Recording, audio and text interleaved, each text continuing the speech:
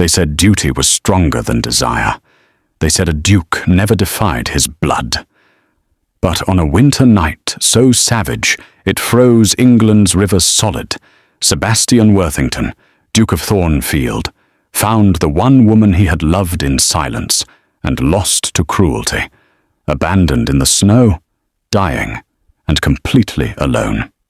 What he did next destroyed every law of honor, lineage, and duty he had sworn to uphold. This is not a story about noble choices. This is a story about impossible ones. Subscribe to see how this unfolds and comment where you're watching from. I will love to say hello to you, just to know how far our story is going. Let's begin. The winter of 1816 arrived in England like divine wrath. Snow fell in walls so dense that carriages refused to move, and torches became worthless against the endless white fury of the storm. Of the roads connecting London to the northern estates vanished beneath layers of ice, and the grand manors, those monuments to power and privilege, became prisons, isolated from one another by cold and deathly silence. Sebastian Worthington, Duke of Thornfield, had been riding for 3 hours straight. His coat hung heavy with frozen water, his gloves had turned to ice against his skin, his carriage's sides heaved with exhaustion, and still he drove forward into the blizzard. The servants at Thornfield Manor had pleaded with him to stay. "Your Grace, the storm will kill you. This is madness." But Sebastian had ignored them. He always did when it concerned her. Megan rose. Her name lived in him like a wound that never closed, one he had learned to carry, but never to heal. He had not seen her in 3 years, or not since the afternoon she had stood in the conservatory at Whitmore House, her hands shaking as she told him she was going to marry another man. Not since the moment she had looked at him with those desperate, pleading eyes and whispered, "I have no other way, Sebastian. Please, please understand." He had understood, and he had let her go. The wind shrieked, slashing at Sebastian's face like broken glass. His carriage staggered, hooves sliding on the frozen ground, but Sebastian urged him on. He could not stop, not now, not when every fiber of his being screamed that something was catastrophically, unforgivably wrong. The letter had arrived 4 hours ago. Wrinkled, unsigned, frantic. "She has been cast out. No one will look for her. If you ever loved her, come now." Sebastian had known instantly who had sent it. Could one of the maids at Greystone Hall, perhaps someone who had witnessed Megan's suffering and could no longer remain silent. He had been on his carriage within 5 minutes. Now, as the storm raged and the world collapsed into nothing but white and cold and absolute darkness, Sebastian felt his mind slipping to places he had forbidden himself to go. He remembered the wedding. God help him. He remembered every torturous second. The way Megan had walked toward the altar in cream satin, her face drained of all colour. The way her hand had trembled when Lord Green slid the ring onto her finger. The way she had glanced toward the back of the chapel just once, just for a breath, and her eyes had found Sebastian's. And the look in them. "Forgive me. I'm so sorry." Sebastian had smiled through it all. He had lifted his glass at the celebration. He had congratulated Lord Green with flawless dignity. And then he had ridden home, locked himself in his library, and drunk himself into oblivion, so complete he could not recall his own title. That had been 3 years ago. 3 years of convincing himself it was finished, that he had done the honourable thing, that allowing her to marry Lord Green, a man with wealth and standing and connections, had been the right choice. 3 years of lying to himself every single day. The carriage stumbled again, jolting Sebastian back to the present. He blinked hard, forcing himself to concentrate. The cold was vicious now, crawling through every layer of clothing, turning his fingers lifeless inside his gloves. And then he saw it, a shape, dark against the endless white. Sebastian's heart stopped beating. He dismounted before his body fully understood what his eyes had seen, his boots plunging into snow up to his thighs. The cold tore through his coat, through his flesh, straight into his bones. But he felt nothing. Not yet. Because there, collapsed against the base of a leafless oak tree, half buried in snow, was Megan Rose. Sebastian ran. He crashed through the drifts, falling twice, his lungs burning with frozen air, his vision blurring. When he reached her, he dropped to his knees. Megan. Her eyes were closed. Her lips had turned blue. Her skin was grey, almost translucent. She wore only a thin dress, torn at the sleeves, soaked through. Her hair, once always pinned with such care, hung loose and tangled around her shoulders. Sebastian tore off his coat and wrapped it around her, pulling her against him. Megan. Megan. Or look at me. Nothing. He pressed his fingers to her throat, searching desperately for a pulse. For a moment, there was nothing. And then, faint, barely there, he felt it. A heartbeat. She was alive. Sebastian lifted her into his arms. She weighed almost nothing. He turned, scanning the white landscape, his mind racing. The nearest village was miles away. Thornfield Manor was even farther. She would not survive the journey. And then he saw it, through the snow, barely visible. A small stone structure, a shepherd's hut, abandoned for the winter. Sebastian carried her toward it, every step a battle against the storm. When he reached the door, he kicked it open and stumbled inside. The hut was freezing, but it blocked the wind. There was a small fireplace, a pile of old wood, a rough wool blanket on a narrow cot. Sebastian laid Megan on the cot and covered her with the blanket. His hands shook as he built a fire, striking flint again and again, until finally, mercifully, a flame caught. Within minutes, the fire was blazing. Sebastian knelt beside Megan, chafing her hands between his, breathing warm air onto her fingers. "Come back," he whispered. "Please, Megan, come back to me."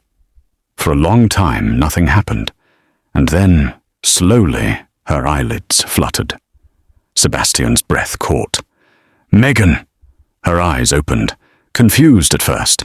Then they focused on his face, and she whispered, "Sebastian?" "I'm here," he said, his voice breaking. "You're safe now. I'm here." A tear slid down her cheek. "You came," she breathed. "I will always come for you," Sebastian said. "Always." In the shepherd's hut, Megan's eyes were open now, but she was shaking violently. Sebastian pulled the blanket tighter around her and moved closer to the fire, feeding it more wood. "What happened?" he asked gently. "How did you end up out there?" Megan's voice was barely audible. "He left me." Sebastian went very still. "Who left you?" "Lord Green." Her voice cracked. "He brought me to the road in a carriage. He told the driver to stop. And then he told me to get out." Sebastian's jaw clenched so hard his teeth ached. "He left you in the storm?" He said I was no longer his concern. Megan closed her eyes. "He said I had failed him, that I was worthless." Rage, white hot and absolute, flooded through Sebastian. "How long were you out there?" "I don't know. Hours, I think. I tried to walk, but the cold." She trailed off, trembling. "I thought I was going to die." Sebastian took her hand, holding it carefully. "You're not going to die," he said fiercely. "Do you hear me, Megan? You are not going to die." She looked at him, and for the first time, something like hope flickered in her eyes. "Why did you come?" she whispered. "Because I never stopped loving you," Sebastian said, the words raw and unguarded. "Not for a single day." Megan's breath hitched. Sebastian, you don't have to say anything, he said quickly. I don't expect anything from you. I needed you to know. Megan stared at him for a long moment. Then, slowly, she reached up and touched his face. I never stopped loving you either, she whispered. Sebastian closed his eyes, leaning into her touch. And in that moment, in a freezing hut in the middle of a deadly storm, the world shifted. Everything he had built, everything he had been taught to value, suddenly meant nothing. The only thing that mattered was the woman in front of him. The fire crackled as the storm raged outside. Megan was warming slowly, the color returning to her lips, but she still shivered, her body struggling to recover from the cold. Sebastian sat beside her on the cot, his arm around her shoulders, sharing his warmth. Tell me what happened, he said quietly. All of it.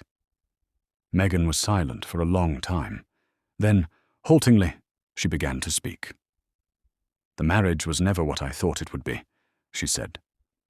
Lord Green was kind at first, attentive. But after the wedding, everything changed. Sebastian listened, his expression hardening with every word.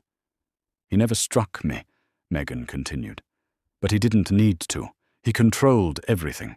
Was what I wore, where I went, who I spoke to. He told me I was stupid, that I was lucky he had married me at all, that no one else would have wanted me. Her voice broke. I started to believe him, Sebastian. I started to think it was true. Sebastian's hand tightened on her shoulder.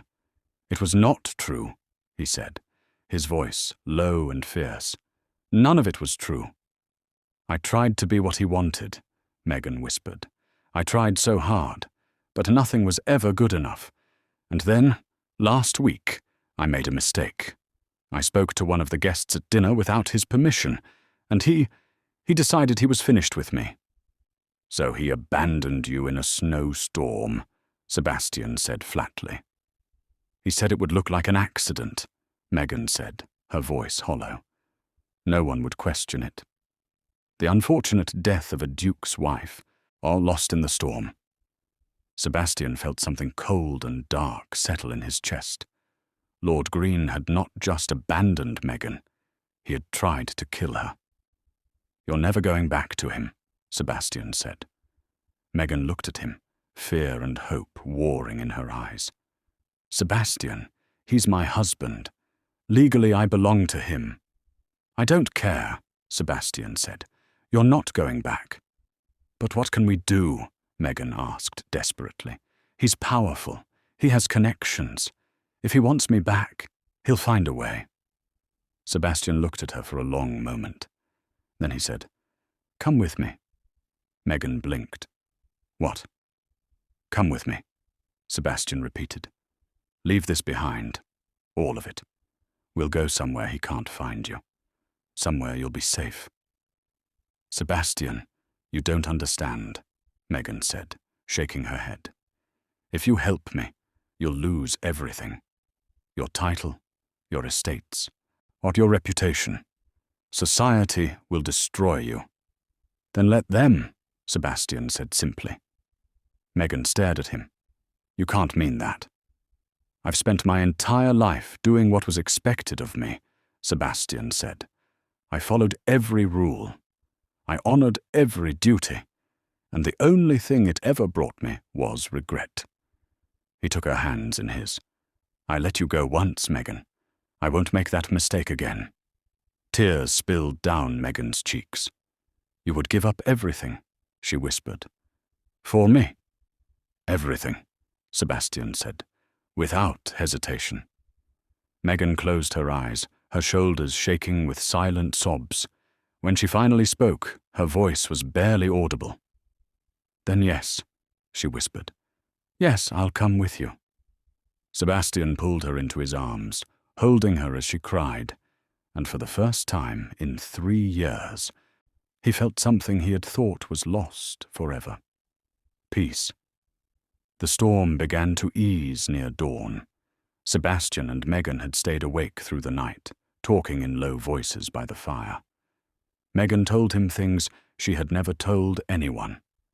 About the loneliness, the fear, the slow erosion of her sense of self under Lord Green's control. "I stopped recognizing myself," she said quietly. "I would look in the mirror and see a stranger. Someone small, someone afraid, someone I hated." "You were surviving," Sebastian said. "That's not weakness, Megan. That's strength." "It didn't feel like strength," Megan said. "It felt like drowning." Sebastian reached out and tucked a strand of hair behind her ear. "You're not drowning anymore," he said softly. Megan looked at him, and slowly, tentatively, she leaned forward. Sebastian met her halfway. Their lips touched, gentle at first, then deeper. Megan's hand came up to rest against his chest, feeling the steady beat of his heart beneath her palm. When they finally pulled apart, both of them were breathing hard. "I've wanted to do that for so long," Sebastian murmured. "So have I," Megan whispered. They stayed like that, foreheads touching, until the first light of dawn crept through the cracks in the walls. "We need to go," Sebastian said reluctantly, "before someone finds us." Megan nodded. They gathered what little they had: Sebastian's coat, the blanket from the cot, a few pieces of wood for the journey. As they stepped outside, the world was transformed. The storm had passed, leaving behind a landscape of blinding white beauty. But Sebastian knew the danger was far from over. Lord Green would not let this go. And when he discovered Megan was alive, he would come for her. Sebastian helped Megan onto his carriage, then swung up behind her, wrapping his arms around her to keep her steady. "Where are we going?" Megan asked. "South," Sebastian said. "To the coast. We'll find a ship." "And then?" "Then we disappear," Sebastian said. "Completely." Megan leaned back against him, and Sebastian felt her relax for the first time. "I trust you," she said, quietly. Sebastian pressed a kiss to the top of her head. "I won't let anything happen to you," he promised. "I swear it." And as they rode away from the shepherd's hut, leaving behind the only lives they had ever known, Sebastian felt something unexpected. Freedom. They rode for 2 days, stopping only when absolutely necessary. Sebastian knew they were being followed. He could feel it, a prickling awareness at the back of his neck. Lord Green had men searching for them. It was only a matter of time before they were found. On the 3rd day, they reached a small village near the coast. Sebastian secured lodging at a modest inn, paying the innkeeper, Jake Tucker, extra for discretion. "No questions," Sebastian said, pressing coins into the man's hand. Jake Tucker nodded, pocketing the money without a word. In their room, Megan collapsed onto the bed, exhausted. "How much farther?" she asked. "1 more day," Sebastian said. "There's a merchant ship leaving tomorrow evening. I've arranged passage." Megan sat up slowly. "Sebastian, once we leave England, there's no coming back. You understand that, don't you?" "I understand," Sebastian said. "You'll lose your title," Megan pressed. "Your inheritance. Everything your family built. I know. And you're truly willing to do that?" Sebastian knelt in front of her, taking her hands in his. "Megan, I have spent my entire life being the Duke of Thornfield," he said. "I have attended every function, fulfilled every obligation, made every decision based on what was expected of me. And I have been miserable." He looked into her eyes. "For the first time in my life, I am choosing something for myself," he said. "I am choosing you. And I am choosing freedom. That is worth more to me than any title ever could be." Megan's eyes filled with tears. "I love you," she whispered. "I love you too," Sebastian said. He kissed her then, slow and deep, pouring everything he felt into it. When they finally pulled apart, Megan smiled through her tears. "Then let's go," she said. "But let's leave all of this behind and start over." Sebastian smiled back. "Together," he said. "Together," Megan agreed. That night, as they lay together in the small inn room, Sebastian held Megan close and allowed himself to imagine their future. A life without titles or expectations. A life where he was simply Sebastian, and she was simply Megan. A life built on choice, not obligation. It was terrifying, and it was perfect. If you're still here, if this story is gripping you the way it's gripping me, then I need your help. These stories only survive if you share them, if you subscribe, if you comment and let me know where you are watching from. That's what keeps this channel alive. Please take 5 seconds right now. Hit subscribe, share this video, comment your city. It matters more than you know. Thank you for being here. Oh, now let's see what happens next. The next morning there was a knock at the door. Sebastian opened it to find a man in military uniform standing in the hallway. Captain Connor Ricks. Sebastian recognized him immediately. He served under Lord Green's command. "Your Grace," Captain Ricks said, his voice neutral. "May I have a word?" Sebastian's hand moved instinctively to the knife at his belt, but he forced himself to remain calm. "What do you want?" "I'm here to deliver a message," Captain Ricks said. "May I come in?" Sebastian hesitated, then stepped aside. Captain Ricks entered the room, his eyes moving briefly to Megan, who had risen from the bed, her face pale. "Mrs. Green," Captain Ricks said, nodding to her. "Captain," Megan said quietly. Captain Ricks turned back to Sebastian. "Lord Green knows you're here," he said bluntly. "He sent men to retrieve his wife." "She's not going back to him," Sebastian said. "That's not for you to decide, Your Grace," Captain Ricks said. "She is legally his wife. He has every right to reclaim her." "He left her to die in a snowstorm," Sebastian said, his voice hard. "He has no rights where she's concerned." Captain Ricks's expression didn't change, but something flickered in his eyes. "Be that as it may," he said, "Lord Green is a powerful man. He has friends in Parliament, connections in the courts. If you continue down this path, he will destroy you." "Let him try," Sebastian said. Captain Ricks studied him for a long moment. "You're willing to lose everything?" he asked. "Your title, your estates, your place in society?" "Yes," Sebastian said without hesitation. Captain Ricks glanced at Megan again, then back at Sebastian. "I see," he said quietly. There was a long silence. Then Captain Ricks said, "The ship you've arranged passage on leaves at sunset. I would suggest you be on it." Sebastian frowned. "What?" "I said," Captain Ricks repeated slowly, "you should be on that ship at sunset." Understanding dawned. Captain Ricks was giving them a warning, and time. "Why are you helping us?" Sebastian asked. Captain Ricks's jaw tightened.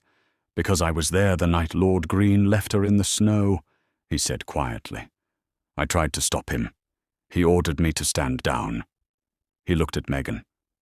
"I should have refused that order. I didn't. That's something I'll have to live with." He turned to leave, then paused at the door. "You have until sunset," he said. "After that, I can't help you." "Thank you," Megan said softly. Captain Ricks nodded once, then left. When the door closed, Sebastian turned to Megan. "We need to leave now," he said. "But the ship doesn't leave until—" "We can't trust that he was alone," Sebastian interrupted. "If Lord Green knows we're here, there could be others coming." Megan nodded. already moving to gather their few belongings. Within minutes, they were on the road again, riding hard toward the coast. As they rode, Sebastian felt the weight of what he was about to do settle over him. He was leaving England, abandoning his title, walking away from everything he had ever been. And he felt no regret at all, only relief. They reached the docks as the sun was setting. The merchant ship was already preparing to depart, sailors moving across the deck, shouting orders to one another. Sebastian helped Megan aboard, then turned to pay the captain, Corey Roberts, a weathered man with sharp eyes and a shrewd expression. "You're late," Corey Roberts said. "We had complications," Sebastian said. Corey Roberts looked at him, then at Megan, then back at Sebastian. "You're running from something," he observed. "That's our business," Sebastian said. "It becomes my business if it endangers my ship," Corey Roberts said bluntly. Sebastian met his eyes. "Will be no trouble," he said. "You have my word." Corey Roberts studied him for a moment longer, then shrugged. "Your word and double the fare," he said. Sebastian handed over the coins without argument. Corey Roberts counted them, then nodded. "Welcome aboard," he said. "We sail in 10 minutes." Sebastian took Megan's hand and led her below deck to the small cabin they had been assigned. It was cramped and dark, with barely enough room for the narrow bunk and a single chair, but to Sebastian, it felt like sanctuary. "We made it," Megan said, sinking onto the bunk. "We made it," Sebastian agreed. But as the ship pulled away from the dock and England began to disappear behind them, Sebastian felt a strange hollowness in his chest. He was leaving behind his entire life. His home, his title, his legacy. Everything he had been raised to believe mattered.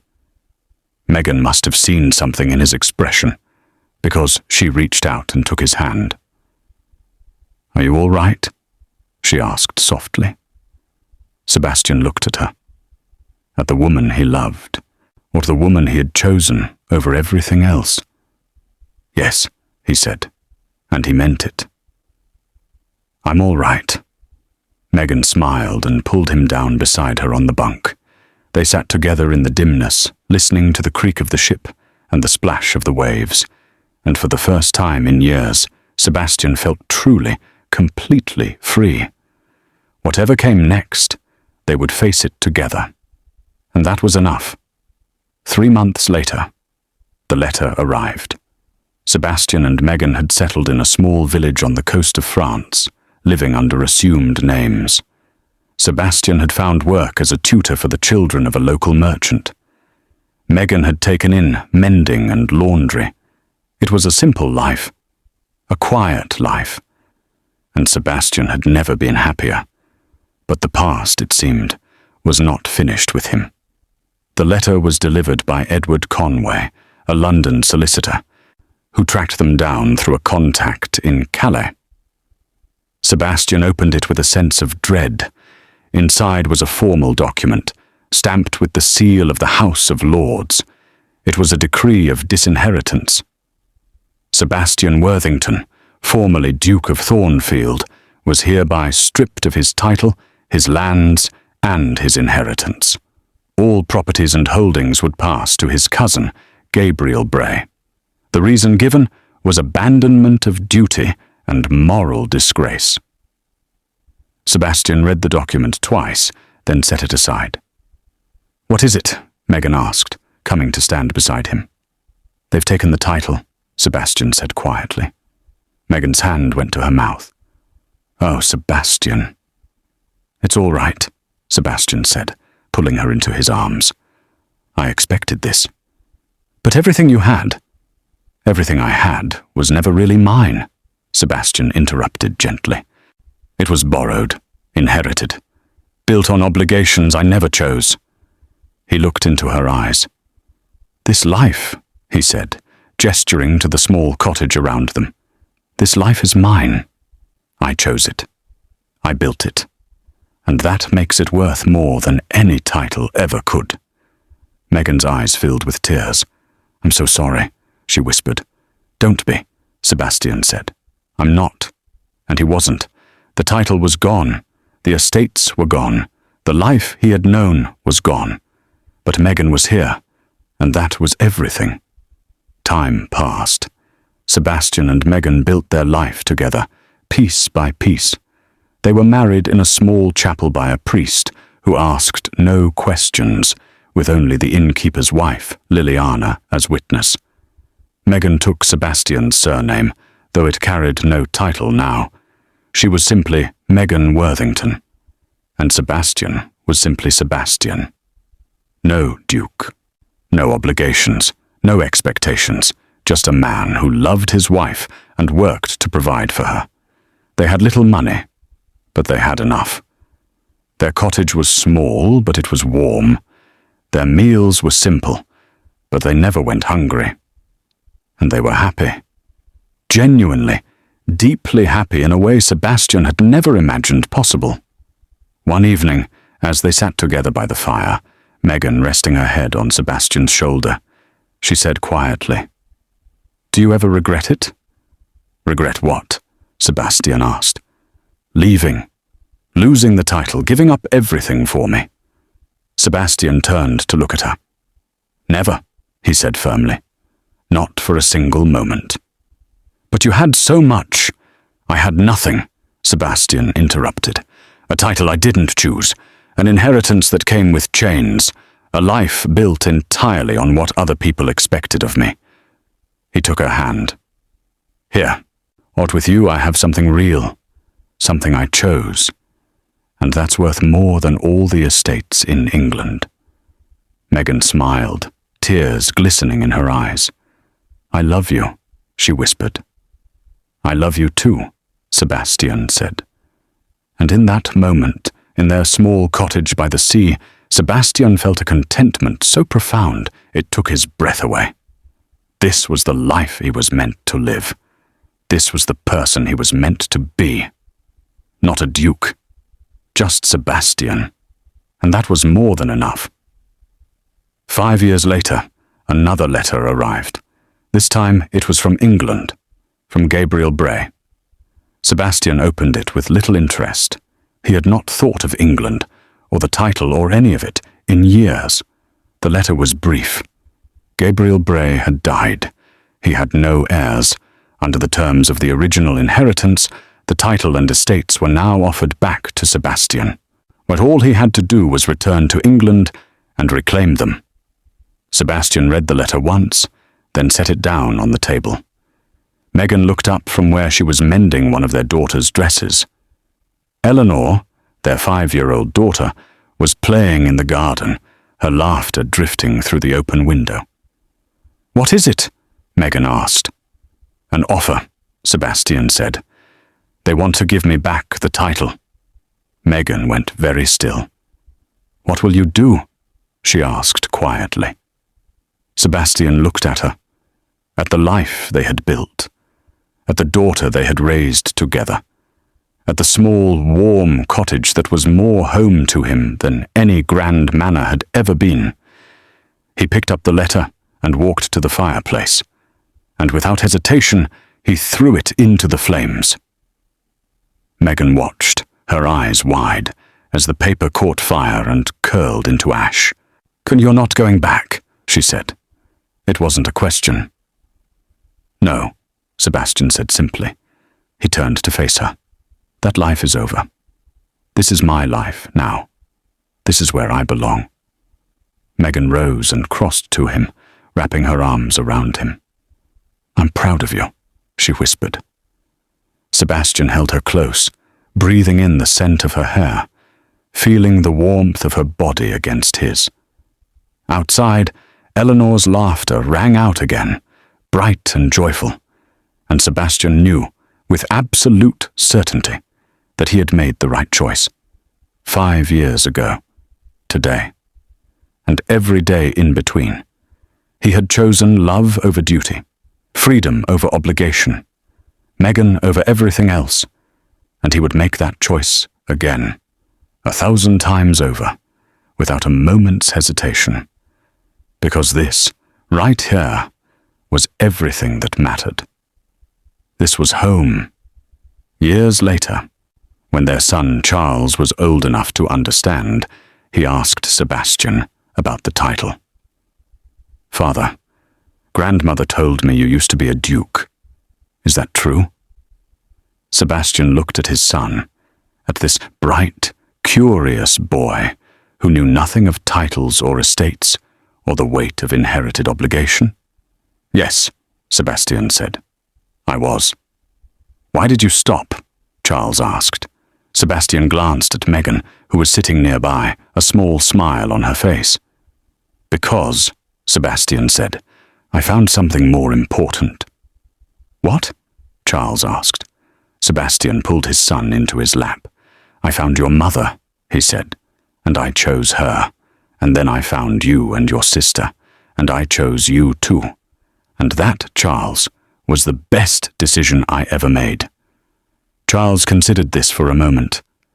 "I'm glad you chose us," he said seriously. Sebastian smiled. "So am I," he said. "So am I."